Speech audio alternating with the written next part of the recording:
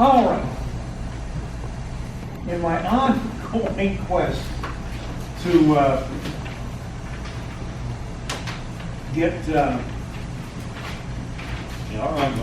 Dick Allen here to talk about the Palmdale Regional Medical Center.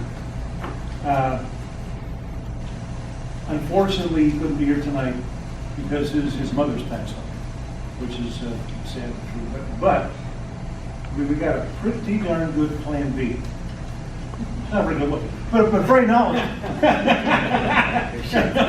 Pretty help me. This is our speaker tonight is John Thomas. He is the president of Thomas Partner Properties and has been involved with managing real estate assets and property development for over 14 years at nearly every level. In addition to developing real estate, John is actively involved in Los Angeles and national politics, having run one of the leading political consulting and public affairs firms in California. John uses his skills as a strategist, crisis manager, grassroots manager, communications specialist, and advertiser to ensure the success of his firm's real estate development projects. What they're currently working on is a wellness village. One of our prime concerns has been on this board efforts to bring local medical care here. We're not quite there yet. However, their efforts are bringing a lot more medical services, many more services, to the Antelope Valley, which ultimately, when the tide comes in, all the boats go up, so to speak. So that's what we're here tonight. So let's give a warm welcome to John. Take it away. Can everybody hear me okay, or would you like further microphone? Great. So I brought a little presentation, and we'll move through this very quickly. First of all, let me say, Bob Manarino, who works with me, and I, we had dinner, was it at Sal's? Went to Sal's Mexican restaurant. That was some of the best Mexican food I've ever had. I mean, really, that's going to be our go-to place. Absolutely. That really was impressive. So thank you for welcoming us in your community. My name is John Thomas. Like Dennis said, I'm a real estate developer. And Dick Allen called me when he wasn't able to speak here tonight because largely I think Dick was going to come and talk about our project tonight. Palmdale Regional Medical Center is such a huge asset to the region. It's been ranked by statewide health organizations with an A rating, which is one of the finest hospitals in the state of California. Just an incredible organization. The problem Palmdale Regional had, as I think Dennis said, is there's just not enough medical services in the Antelope Valley and in the region. In fact, a lot of us have to go into Los Angeles and travel hours to get the health care they need. So, enter the Oasis. The Oasis is a project right in front of Palmdale Regional Medical Center. It's actually kind of a family story. My grandfather purchased the land in front of Palmdale Regional Medical Center when there was no Palmdale Regional Medical Center. I think there was a road at the time, about 60 or 70 years ago. Held onto it since then. My grandfather was a real estate developer. My father's a real estate developer, and so I took over the torch. And we had it for a number of years. It was largely vacant land until we sat down with Dick Allen, the CEO at Palmdale Regional, and said, what do you need? And he communicated to us this huge need for more medical services. So enter the Oasis. Let's see if I can make this work. Great. So what we're trying to do with the Oasis is we're calling it that it's going to be the epicenter for healthcare and wellness in the Antelope Valley and beyond. But we're trying to offer the full continuum of care in a wellness village campus that'll span, when all said and done, probably more than 70 acres. 70. So the purpose of the Oasis is to build this wellness village in collaboration with Palmdale Regional Medical Center. So they were the first person we talked to when we had this concept, and it's really grown from there. The face of healthcare is changing. With the Affordable Care Act, or otherwise known as Obamacare, a lot more people are getting insurance. First, people who have never had insurance in their life are getting insured for the first time. Even if that never happened, we did a study. I'll just skip through. We did a study of the area, and we found out that there's not enough doctors for the number of patients. In fact, I think, I don't remember this statistic off the top of my head, but I believe it's something like, to meet current demand, not future demand, assuming no one else got insurance, which is not the case because more people are getting insurance now, we're 500 doctors short. 500 doctors short of what we need to service the demand. So consequently, the people who do have insurance today, our estimates of 40 to 50% of those people with insurance have to leave the Antelope Valley for their health care. It means, the technical term is out-migration. 50% of the insured population is out-migrating to Los Angeles for their healthcare services. They just, I mean, you guys live it every day, but when we were analyzing, we were thinking, wait, let me get this straight. If I have a cold or I need a surgery, I'm gonna drive an hour and a half into Los Angeles sick, and then probably wait in line in an old medical office building and wait in traffic, and then have to drive back? That's terrible. That's not right. So we intend to fix that problem. So let's see here. So what we're going to do is break this. We're going to break this project down into districts called the triple aim. And Obamacare requires all major hospital systems to meet these three things, and it's better health systems, a better health built environment, population health is important. So these systems are required by law to not just think about how they're treating their patients, but they have to think about how they're treating their surrounding community. I think what the government's telling these systems to do is try to stop people, keep them well in the first place, right? Keep them out of hospitals if they can. So move along here. So what we're doing on our project, you can't really see it well, but I'll walk you through it. We're breaking our services down by districts. These are the things we're going to be offering in the Oasis Wellness Village. Acute care, which is Palmdale Regional, that's already there. Outpatient surgery, ambulatory care, hospitality, a major hotel brand, so that families who have loved ones in the hospital can stay on campus while their loved ones are in the hospital. An academic component will be there. There will be retail. So one of the things Palmdale and the Antelope Valley is lacking is a lot of choices of dining options. So we're going to be bringing in restaurants. We're going to be bringing in retail, but with a twist. We want to bring in retail that are more wellness focused, right? So we want our restaurant offerings to be a little bit healthier. Whether it's a Life Kitchen or a True Foods, have a little bit healthier options. We're going to bring in yoga studios. We're going to bring in fitness retailers because we want to promote this population health. Imaging will be a component. A women's spa. This is so neat for us. And we'll have Q&A at the end, so if you do have questions, I keep them up here. But this great concept of a women's spa that we're bringing. It's a full spa. We get a manicure and a pedicure and the whole thing. But it's also a women's mammography center.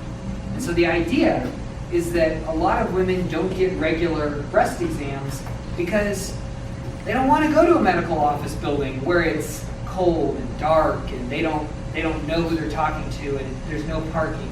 But this is a spa.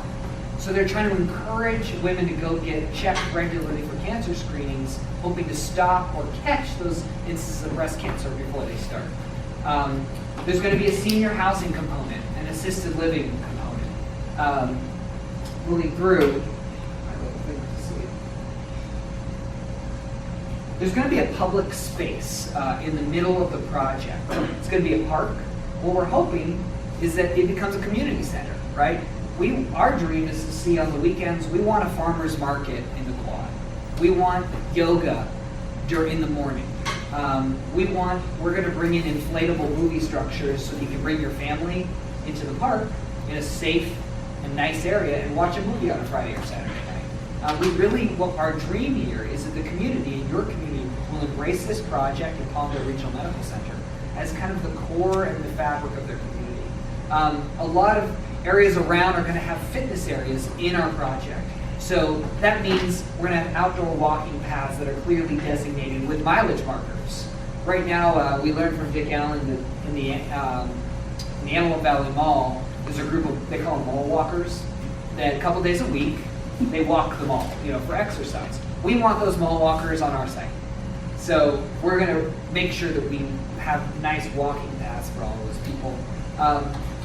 We're building a parking structure. There's really not many parking structures in the Antelope Valley. But one thing we thought was really important about this project was that there was the critical mass and density of services in a village-like format, rather than a sea of parking. The other thing we thought of is, it can get kind of hot out here and windy. So our walking paths and our outdoor dining areas are going to have shade screens and trellises and misters, and that wind is an issue. So we've hired a wind consultant to figure out how to orient our buildings to block the wind as much as one can. And then in our outdoor dining areas, where we can't block the wind with the buildings, we're going to put plexiglass, clear plexiglass screens so you can enjoy the outdoors. We really think it's going to be a beautiful site. It has some natural topography. I'm not sure if you're familiar with looking at the hospital, but it's actually on a sloped hill. So the buildings higher up toward the hospital will have a nice view. So we're really excited about the project. I've got a couple more pictures to show you guys. This talks about, one of the things we're thinking about is we want it to be a safe environment where people feel like they bring their families. So whether it's a police substation that we put in the site, or park a cruiser, or have some kind of security presence, we think that's an important thing. We're going to have beautiful wayfinding signs all over the project. This is an architecture slide. You probably can't see too closely, but one thing that's going to be different about this project is our built environment. And it's kind of blurry, but this it looks like a piece of artwork. It's actually concealing a parking structure. So what we're trying to do is we've hired this architectural firm called HKS. They build the best, most beautiful healthcare projects around the world. And we think that the Antelope Valley deserves not just world-class healthcare and world-class brands of healthcare, but world-class design and built environment. So we're going to bring that to the Antelope Valley. All right, moving. Under landscaping, just these are some shots of some things we're doing, but there are little quiet parks and coves within the project, so that if you're, let's say you have to wait to see your doctor for some reason. You don't have to wait inside the medical office building. The doctor is going to have the technology to text you or call you on your phone, and you can walk the project and go find a park with fountains and a little meditation garden. One thing we're doing here, because we're building this project from the ground up, is we're bringing some pretty cutting-edge technologies to the site. For instance, when you enter our parking structure, when you press a button and you take the ticket, we're going to have a place where it can notify your doctor or your doctor's office that you've arrived on campus, and it will tell you on your phone where your doctor's office is, like which building it is, like on Google Maps, how to get to your building when you're walking. And then when you arrive at your doctor's office, they'll already have the paperwork ready for you, and it'll hopefully speed up the time it takes to see your doctor so you don't have to wait. Just really neat technologies that we'll be able to do. All right, let's keep moving through here. This is a project shot. It doesn't have architecture on it yet. We call it debris massing. But as you can see, I'll give you the orientation. Up here is the hospital that exists today. This is the project. You're in the southwest corner of the intersection. I believe it's northwest. I think north is facing this. It would be south on this screen. Yeah. But here, this is Palmdale Boulevard. This is the 14 to orient you. This is Tierra Sabita or 10th Street West. So it looks south. Yeah, so the Antelope Valley Mall is over here. Yeah, Los Angeles is that one. It's vacant land right now? It's all vacant land. Yeah, there's a little strip center right here that we've had for 50 years. But as you can see from this picture, this is a really dense village, and that's what we're trying to do. In the center here is this, we're calling it the heart of the project. We're building a pavilion. It's just going to be a community pavilion, and we hope that the community hosts plays there and award ceremonies, and doctors have conferences there. We really are trying to make this a public space for the community to enjoy. I believe that's it. We're really demographic slides, but we're really excited about the project. We think it's going to transform the Antelope Valley and bring those critical services. And one thing I want to underscore that I think really is worthwhile echoing again, it's going to be a beautiful place. There's no question about it. It's going to be a great community space. But we're bringing up, and I can't release the names of the brands yet because we're finalizing our agreements and we're under non-disclosures at this point. But world-class healthcare brands, name brands that all of us recognize and see on TV and the radio all the time, they're not in the region, that are coming up here to plant a flag here and bringing their best and brightest doctors and technology with them.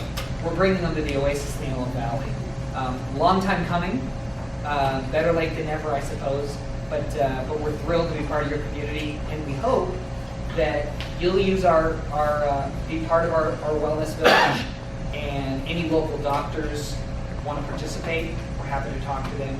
But that's what we got cooking. So thank you for your time. Are there any questions? You're saying that more people have insurance, Mm-hmm. but at a different level and a different cost. It's not the same insurance as, for instance, that we would normally used to have. I mean, good insurance. Right.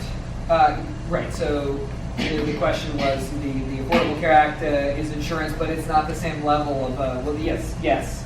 But nonetheless, these people are going to want to be treated, right? So they're going to see primary care doctors, and from our standpoint, that means there's going to be more demand. Okay, but if it's overturned, then you have a whole segment of the population that they're already poor.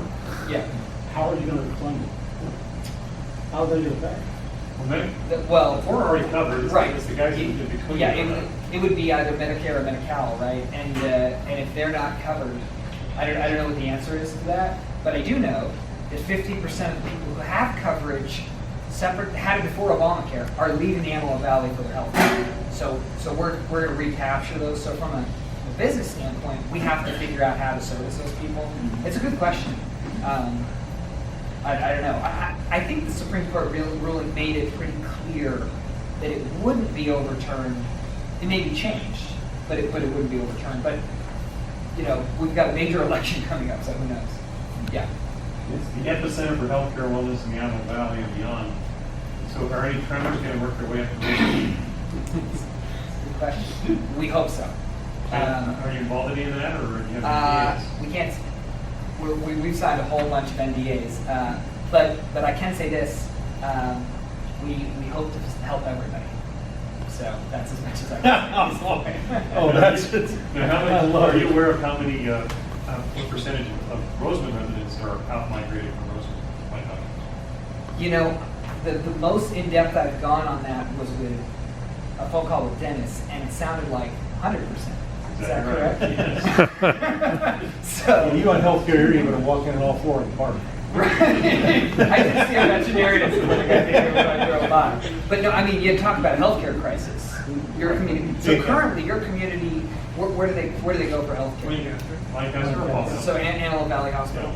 And Palmdale Regional. Well, I think the trouble is there's just what we want to do is. Well, I can't say that only. As Mr. Anton and Mr. Williams will tell you, they're obligated to take people who have had a little bit too much to drink up to Hatch Street or Baker Street. Oh, wow. Well, to clarify, AVH has a trauma center, so we spend a lot of time there as well. Yeah. Whereas Palmdale Regional has They quite a don't bit have of trauma. Yeah, you're right. The way our company looks at it is, not only do we need to bring more doctors to the Antelope Valley, but we need to bring the best talent to the Antelope Valley. We want you not just to have healthcare. We want you to have world-class healthcare. We don't see any reason why you shouldn't. So we're going to push for that and make it happen. Any of your plans include, I know that Palmdale City said they're going to finally fix the off-ramp on 14 going south in the Palmdale Boulevard. Are you going to help pay for that, or how's that going to work? Our project will be spurring that redevelopment of that exit. Yeah. So Palmdale City has been very cooperative in supporting the project. It's already overcrowded. Yeah, they're redoing that off-ramp. Yes, John? John, how is Oasis going to be organized? Is it going to be publicly traded or is it private investment? Private investment. We're a family development company. Own the land, do lots of different developments all over California, and so we'll be building it ourselves. Thank you. I don't know, go ahead. Yeah. And I hear your plan and everything, and I'm thinking UCLA, you know, that kind of environment. But there's a factor there, up and down Antelope Valley, if there's any really serious issue, it's like, go to UCLA, because you got a whole team that's really going to focus on the issue. Do you feel that this is going to come to that level? Because it is my father passed away not too long ago. And there was a lot of trips down to UCLA, but we had to go that far for the extended care that he needed. Yeah. And it'd be great if that care was up in the Antelope Valley, but do you feel it will come to that? We will be. We will absolutely be bringing the quality of care that you get at UCLA here. And part of that is not just by bringing the same caliber of doctors and the systems like that up here, but we're offering the continuum of care so that if your father needed to transition from the hospital to an assisted living facility, we're going to have that on campus. So that you would, and then when he stays in the assisted living facility, his doctor's not down in Westwood, his doctor's right here at Palmdale Regional. Right. So we plan to bring the same level of care. Obviously, UCLA's campus is a whole city, Sure. but we plan to offer all of those services here. Along with the hotel from the family. Right, along with Yeah, well, that's kind of, I'm thinking too, that we spend many nights at the UCLA hotel. Right. For those reasons, and it was very convenient. But, I'm also thinking too, it's like my dad's foot turned blue, well, now we gotta drive all the way down here, so. Yeah, and that's part of what we think is right. You shouldn't have to drive to Los Angeles to see your doctor. So we're hoping to solve. Why we're here? That's why we're here, exactly. Yes, ma'am. One question, going back to where you said the 12 months shovels in the ground, 12 months to completion. When you hit that July 2017, are you expecting 100% all retail, everything there, or will it be basic and then continue to be added to? Well, so far our leasing activity has been incredibly strong. So, knock on wood, we'd like to be fully occupied. It's plastic, But what we intend it to be, I can't promise. Right, but your our expectation is that the retail, everything will be ready to roll by then. Okay, thank you. All right, continuing on, community leader reports. Ryan, any news from the supervisor? I'll be short. As usual, we're waiting on the lights for Diamond Street. We're going to do a ribbon cutting of the paper once the street lights are in and the lines are painted. So that'll happen as soon as that's in the lights. We're just waiting on that right now. As you guys know, that was a $1.8 million project. So pretty significant. It looks great. They went and slurry sealed the middle of the street to make it look more uniform. On their day, with crazy autos. Look good. So very proud of it. What's the time of your crazy house? 90th Street West, Rosamond Boulevard to Avenue A. Is that done? Good. Avenue A, from Avenue A to Rose Boulevard, 90 to right now. 90 or 60?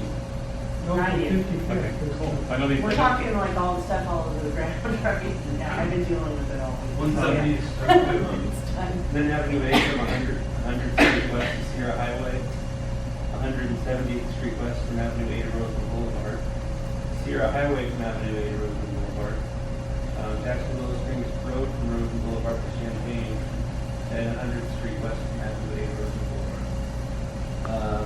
Also, the Renewables program is going to have a little bit more money for grants this year, and also a little more that will go towards the capital improvement fund. I'm not sure how many of you were able to read Allison's article. She had a very detailed article in the Valley Press about it. Very factual, everything's right. And, yeah, it was a good article, if you guys want to read that. Today's paper or? That was last week. Yeah. Oh, okay. Yeah, that's it, unless there's any questions. I would, We've been busy. These stats are for July, they're not for this month. But we had 956 calls for service, 59 arrests, 14 vandalisms, 8 stolen vehicles, 25 thefts, 10 drug arrests, and 27 assaults. It's been extremely busy, and I'm sure you guys have heard about everything else that was happening. No. Can you tell us how the crazy hours at Diamond Street at the 12:30 were? We arrested a murder suspect there today. Is that what the alleged murder happened in town? Yes. But the rest of that's gotta come from homicide. So. Right. Well done, by the way, to the members of your department who. You went pretty fast. You had 59 arrests, 14 vandalism, 8 what? Stolen vehicles. In fact, I was talking to Sergeant Williams about that. We've had a recent uptake in stolen vehicles in a month and a half. They seem to almost double from what we normally have. It's been all throughout the town. It's not any specific area. And 25. 25 thefts. That could be what, breaking and entering? Could be a lot of any kind of theft. Somebody steals Whatever, something. yeah, okay. I'm Sergeant John Williams from the Mojave CHP office. And just to piggyback for a moment on the stolen cars, we've also seen an increase on recoveries of the vehicles that are being stolen from the community. It's not just Rosamond, we're seeing it pretty much everywhere. So I don't know what we've got going on, but somebody's busy. For the Highway Patrol, friendly reminder, we cover multiple communities, not just Rosamond, but statistics for the Rosamond area. Through our dispatch center, there was 503 calls for service to the Rosamond area. Through our dispatch center, we responded to or handled 18 traffic collisions, which is pretty high. 4 of those were hit and runs, and unfortunately, 1 of those was a fatality from 90th and A. We had 31 reckless driving calls that we responded to, which is pretty high again. Normally, they're in the teens, maybe close to the 20s, but for some reason, we had people driving a little bit extra crazier last month. And one good news is DUI arrests were low. We only had 6, so that's good. Pretty much it. 6 DUIs. It's not bad. Yes. Quite a bit of information for everyone tonight. We held our first annual Volunteer Appreciation Day on Saturday. We had a great turnout. We had about 75 people come in. Had the Rosamond Queens serving up the food. Had a live band. It was a good day. As far as our community cleanup projects go, since we started the project back in February, we have picked up more than 25,000 pounds of trash off of Sierra Highway, the Jack in the Box Field, and United Street and United Park. We do have our Tuesday evening cleanups for those people who can't join us on Saturday. Every Tuesday night we do Sierra Highway. We've been focusing on the area from Guido's pretty much up to Orange Street. We're having about 6 to 8 people come out, get some free exercise, and 2, 4, 6 bags of trash in that area every week. So it'll be back the next morning, so we're not going to stop there. Our September cleanup, once again, will be on Sierra Highway. That day is where we'll be focusing on getting our large group to go further, hopefully get all the way to Avenue A again. That, for some reason, that end of the road doesn't look anywhere near as bad, but we've seen that people are actually dumping bags of trash out there now. So, they know eventually we'll come along and pick them up for them. September 19th for that. Our currently ongoing project is called Project Backpacks. We're going to be providing backpacks to hopefully at least 100 school kids. Those will be given away at our September 16th meeting, which is going to be focusing on kids. It's going to be like a back-to-school night. We're going to have different stations set up for the kids. We already have confirmed the Citizen Service Unit to do the child ID kits for the evening. We have Edwards Air Force Base Security Forces. They're going to be coming out. We'll have each station set up. They have to go through each station and get their scan. Once they complete all the stations, they will then be given a backpack. They can't just walk in, get it, and go. They have to participate in the program. And that's it. What time is it? That would be me. And you are? I love Landscard, I'm also on the community services, I don't see anybody else here, so I'll go ahead and give you an update. We had a meeting today on a budget workshop. And one of the things we did discuss is setting aside some money for a volunteer program for volunteers to actually work with the district from anything from graffiti abatement, to park maintenance, to parks, to pool. I specifically remember the Warnicks mentioning that, and Jack, they were mentioning they were interested in doing some volunteer work.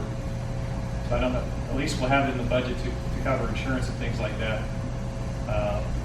If the budget passes the way that it's set up now, I think August 26th. We also discussed setting aside some money to enter joint use agreements with the county and Southern Kern Unified School District. That stays in the budget, and we'll have that to hopefully work on maybe getting the pool open with a joint use agreement.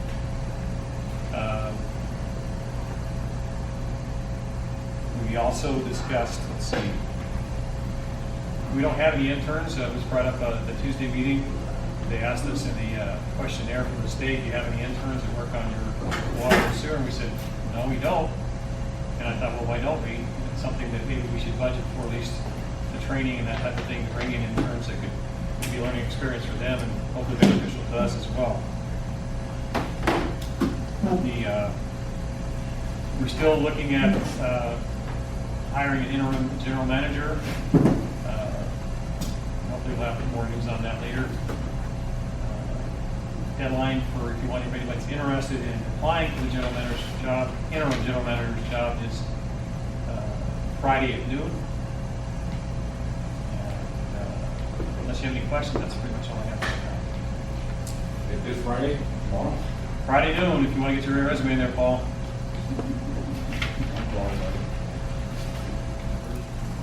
I've invited Denise Latanzi from Lancaster.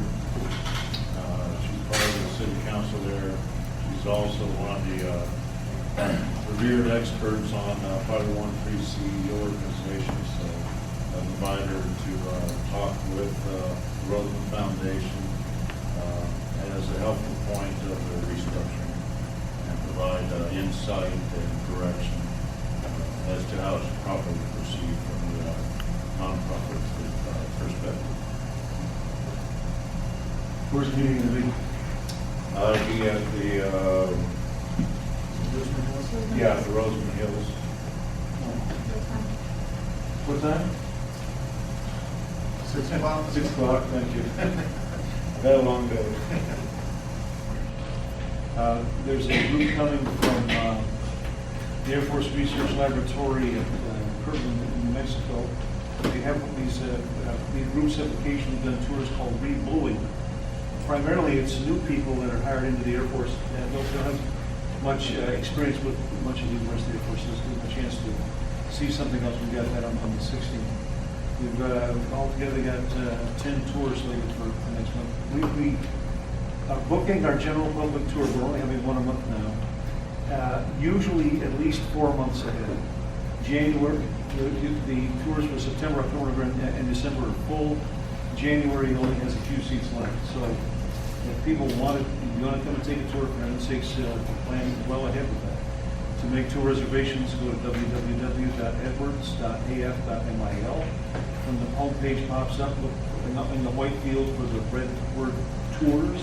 Click on it, and it'll tell you when they are. We are working closely with the LA County Air Show folks. Right now, we're constrained to no more than 2 aircraft on set displays, and we can't provide any flyovers. But that's this year's rules. Hopefully, they'll loosen up a little bit next year. Found out that looking for planes to put on static display, C-17's out because it's too heavy for their runway. The length is no big deal, but the landing weight is. B1 needs at least 8,000 feet, and they don't have 8,000 feet. So we're looking at F-16 for sure, maybe T-38, hopefully not 22. Well, we don't know yet. But that's in the works. That'll be in mid-March. So keep an eye on that one. That's all I've got for that. Much more going on. Are there any other community announcements, things going on? Go ahead, Gail. I have one thing it's not really community watch, but I want to share this with you. For those of you who are familiar with the Rosamond CERT, the Community Emergency Response Team, they're offering to the community watch members 15 spots in their PG&E safety training. It's going to be held on Saturday, October 10th from 9 to 5. It is free. There's going to be a gentleman coming down from Sacramento, and from what I've heard, this is a very good training program. It teaches you the basics of the triage, how to respond in an emergency situation.